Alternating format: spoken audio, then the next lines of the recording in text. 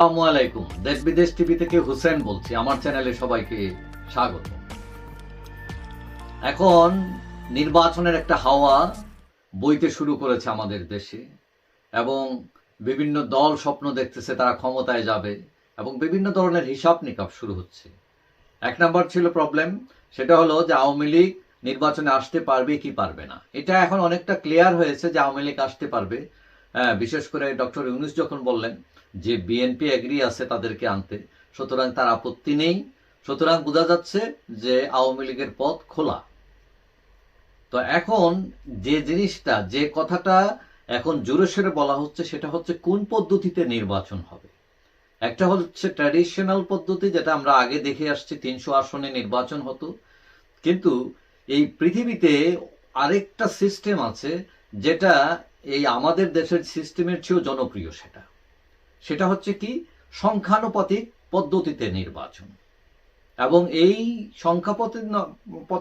সংখ্যানুপাতিক নির্বাচন পৃথিবীতে 170টা দেশের মধ্যে 91টি দেশেই, 91 কান্ট্রিতেই এই পদ্ধতি চালু আছে, অর্থাৎ বেশিরভাগ দেশে এই পদ্ধতি চলছে।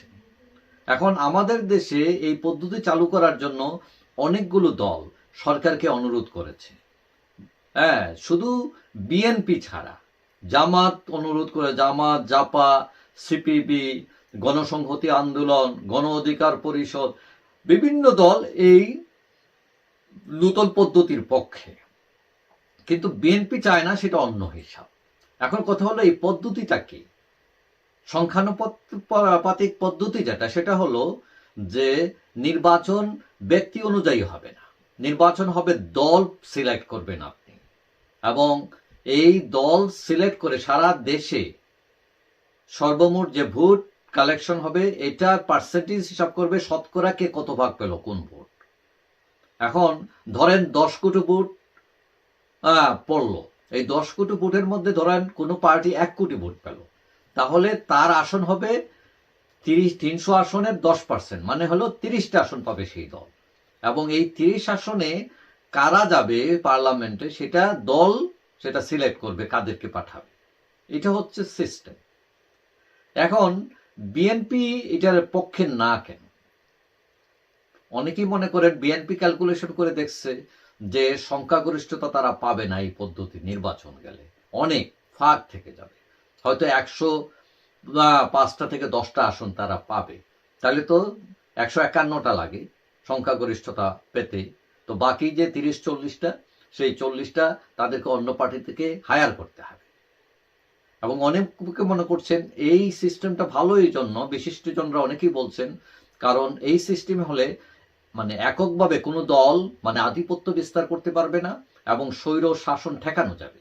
কারণ আমরা দেখি দলগুলো মানে 2/3 আসন পেয়ে তারা মানে স্বৈর শাসক হয়ে যায়, যখন যা ইচ্ছা করে সেটা করে, আইন বদল করে ফেলে, বিভিন্ন ধরনের প্রবলেম তৈরি করে।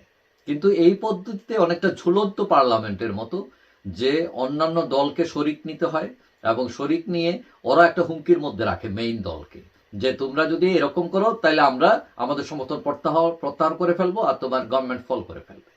যার ফলে এদের ভয়েও অনেক সময় তারা চাইলেই অন্যায় কিছু করতে পারে না। এখন এই নূতন পদ্ধতিতে যে আবার কিছু অসুবিধাও আছে। অসুবিধাটা হচ্ছে যে এখানে আবার বাণিজ্যের একটা সুবিধা তৈরি হবে।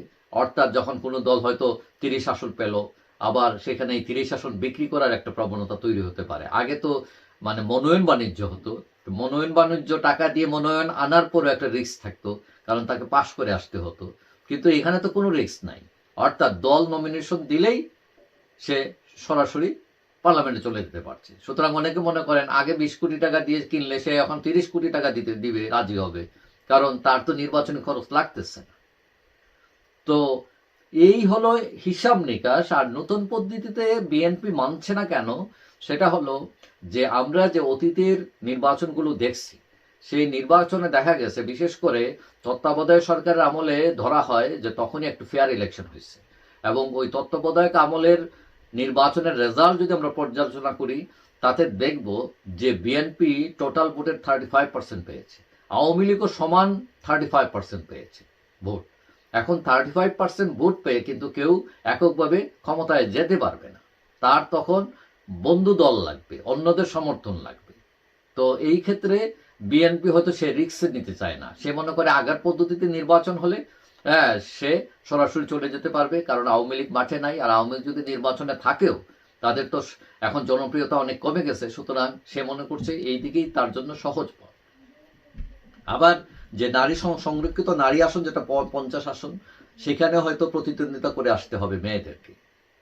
আবার আরেকটা সুবিধা হলো যে পুরান সিস্টেমে আগে অনেকে বিনা প্রতিদ্বন্দ্বিতায় পাশ করে ফেলতেন, যে এখানে আর কোনো ক্যান্ডিডেট নাই, কিন্তু এখানে এই সুযোগ থাকছে না। আরেকটা সুবিধা যে ওইসব এখন আগে যে নির্বাচনী এলাকা ছিল এগুলো নিয়ে অনেক ঝামেলা হতো, এগুলোও থাকছে না, মানে সারা দেশে ভোট হবে, মানে এখানে কোনো নির্বাচনী এলাকা নাই।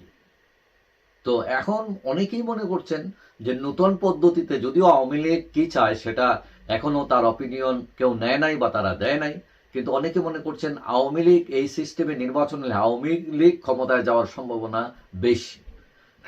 কেন বেশি? কারণ অতীতের রেকর্ড বলছে যে আওয়ামী লীগ বিএনপি তাদের যে ভোট, প্রাপ্ত ভোট 35%, কিন্তু এই ক্ষেত্রে আওয়ামী লীগ আগায় কি জন্য, সমান ভোট পেল, তখন তার যে বাড়তি সিট আনার জন্য তার সাথে রয়েছে জাপা, তার সাথে রয়েছে 14 দল, এবং এরা বড় একটা শক্তি।